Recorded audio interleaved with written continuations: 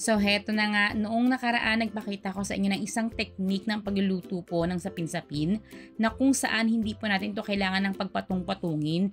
Lulutuin po natin ng hiwa-hiwalay per color para mas madali na po sa atin. Hihiwa-hiwain na lang. Gumawa rin po tayo ng recipe naman po ng mas malaki pero still may mga katanungan pa. Ngayon po sasagutin na po natin yan.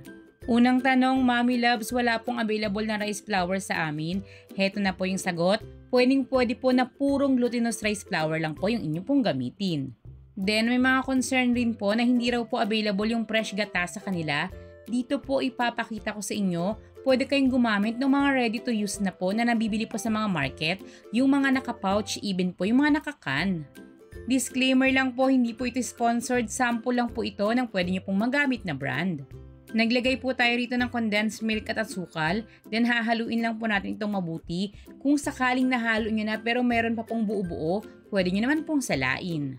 Dito po ginamit ko na yung 400 ml po ng coconut cream, then nagdagdag po tayo rito ng tubig. Pero kung sakaling ang mabibili nyo po ay coconut milk, 3 cups po yung kakailanganin natin or 750 ml. After po natin itong mahalong mabuti, hatiin lang po ito sa kung gaano karaming kulay or flavor po yung gusto nyo. Hinati ko lang po ito sa 3, then yung 2 po, kukulayan ko lang po ng yellow at violet. Yung isa po, hahayaan ko lang po sa natural color. Then may nagtatanong rin po, paano po Mommy Loves kung maglalagay kami ng pang flavoring? Ito lang po yung available sa akin, kaya yung puti po yung pinakalalagyan ko po ng flavor, maglalagay po ako rito ng makapuno. Ito po yung tandaan nyo, kung sakaling maglalagay po kayo ng pang flavor na medyo matamis na, bawasan nyo po yung asukal na ilalagay, gawin nyo na lang pong 1/2 cup instead po ng 3/4 cup. 500 ml na microwavable tub po yung ating gagamitin. Dito na rin po tayo mismo magluluto dahil pwede naman po ito mainitan.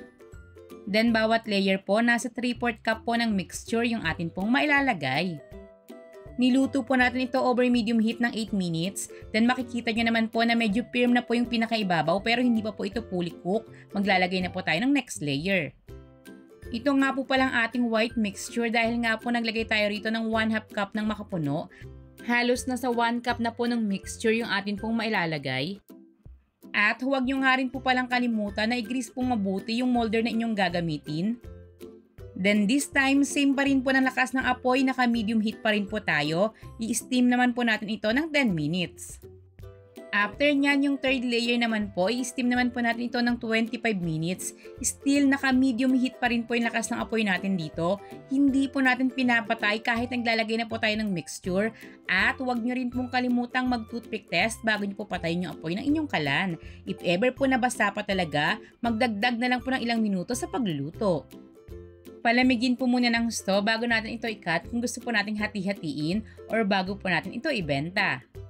At syempre, mas masarap naman po itong ating kakanin kapag may toasted latik. Para lamang po sa inyong karagdagang idea, lalo na po kung gusto niyo po itong gawing pang negosyo, yung aking full costing po, nakadepende pa rin po ito sa lugar ninyo or sa panahong mapapanood niyo po itong ating video, maibibenta po natin ito ng isang tab ng 150 pesos. Para sa akin, sulit na dahil tingnan nyo naman po, puno po yung ating 500 ml at the same time may latik pa po tayo sa pinakaibabaw. Ang posibleng kitain nyo po rito sa 4 na tab pa lang po na nagawa natin ngayon ay 270 pesos. Labas na po dyan lahat ng mga expenses, kasama na po yung ginamit nating kalan sa pagluto, yung ating labor cost, yung pamasahe sa pamamalengke.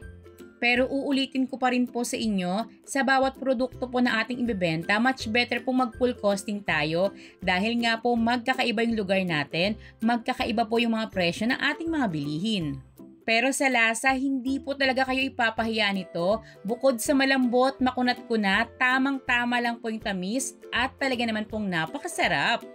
So paano? Hanggang sa muli po nating pagluluto!